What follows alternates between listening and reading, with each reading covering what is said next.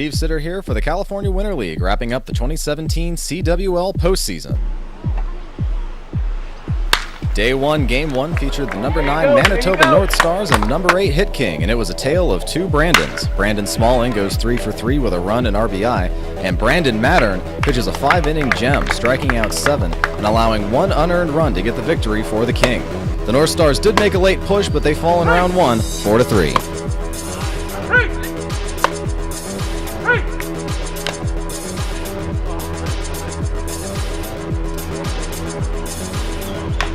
Game 2 was between the number 11 Washington Blue Sox and the number 6 British Columbia Bombers, and BC lived up to their name, tallying 22 runs on 16 hits against 5 Blue Sox pitchers, including a home run for Thomas McGuckin and a grand slam for Ricky Lippman, who totaled 7 RBIs on 3 hits. The Blue Sox did put up 4 runs, but also committed 4 errors, walked 10, and gave up 18 earned runs. Bombers advanced 22-4.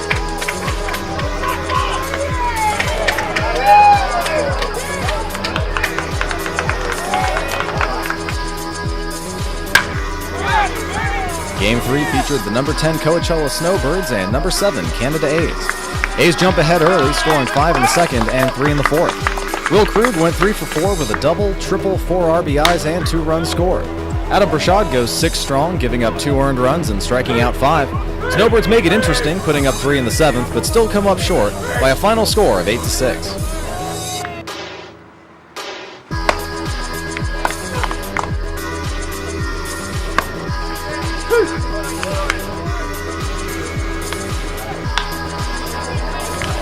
And in the final game of Day 1, the number 5 Oregon Lumberjacks took on the number 12 Alberta Grizzly, and for the most lopsided matchup, it was a very close game.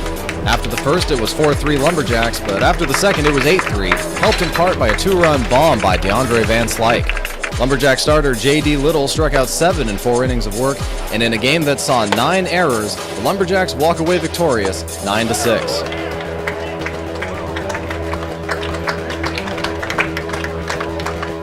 Day 2 saw the introduction of the top 4 teams, starting with the number 4 New York Colonials taking on the number 5 Oregon Lumberjacks.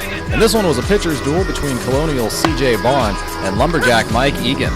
Egan played a team game, only striking out 2, but also only allowing 4 hits through 4 and 3rd innings, and only allowing 1 earned run. But C.J. Bond was dominant, striking out 6 and 5 2/3 and only allowing 2 hits. Keanu Cummings would finish things up for the Colonials, striking out 4 in the remaining 1 1/3, and the Colonials would advance 2-0.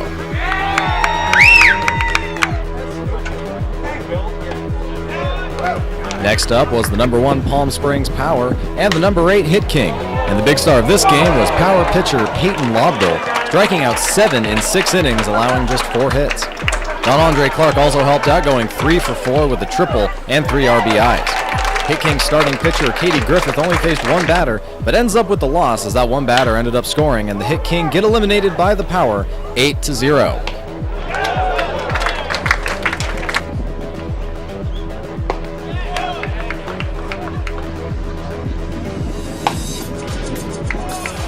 Game 3 was between the number 6 British Columbia Bombers and the number 3 Toronto Rush, and this one came down to the wire thanks to stellar defense and excellent pitching. Andrew Morales went the distance for the Rush, giving up 2 earned runs and striking out 6, while Bombers starter Devin Alexander threw 5 2/3, striking out 4 and giving up just 1 earned run. Rush go up 1-0 in the 3rd on a Tanner O'Mayan single, but the Bombers would put 1 up in the 4th and 5th to take a 2-1 lead. In the bottom of the 7th, with Bombers closer Cameron McKenzie on the hill, the Rush would come alive, starting with a Jabari Brown double to score Tanner O'Mayan to tie the game, and finished by a John Jennings pinch hit single to bring in Brown. Rush win 3-2.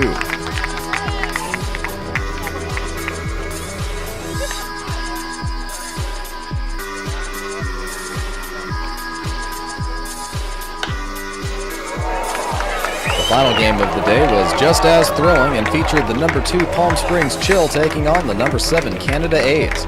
Chill get out to an early lead, scoring 3 in the 3rd, but the A's come back, putting up 4 in the 6th, thanks in part to a 2-run single by Jeremy Scott. The Chill answer right back with consecutive doubles by Quentin Alexander and Matt Lococo, retaking the lead heading into the 7th. The A's managed to score one in the top of the 7th to tie, but with one out in the bottom of the 7th, Tyler Eichhorst hits one deep enough to score Davis strong from third. The Chill wins 6-5, and all 4 of the top teams head to the semis.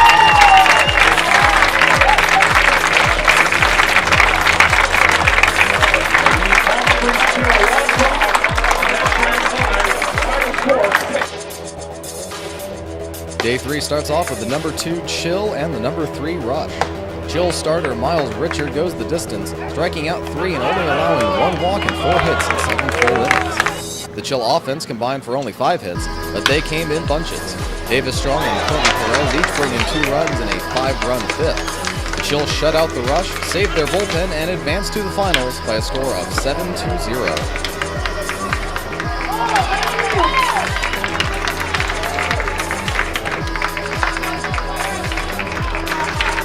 And the final game of the day was between the number 1 Power and the number 4 Colonials. This one was wild from the start.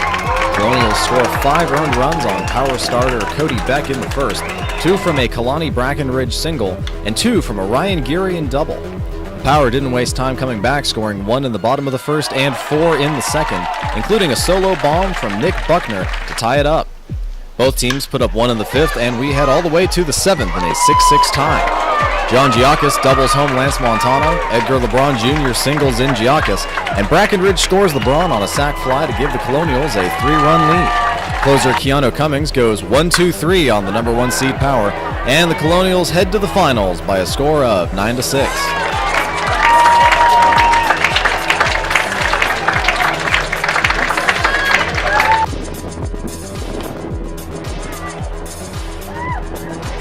To the championship game, the number 2 Chill hosting the number 4 Colonials, and New York again started quickly, putting up 4 runs in the first and 5 in the second. Palm Springs did put up a couple unearned runs in the second, but the Colonials offense, which hit .283 on the season, proved too much for the Chill pitching. Starter Johnny Malero could only make it 1 1/3, giving up 5 earned runs, and all in all the Colonials would tally 10 runs on 11 hits off Chill pitching, led by third baseman Johnny Giacchis, who went 3 for 4 in the championship game and finished the season batting an incredible .457. Pulling off consecutive upsets over Palm Springs teams, the 2017 CWL champions are the New York Colonials.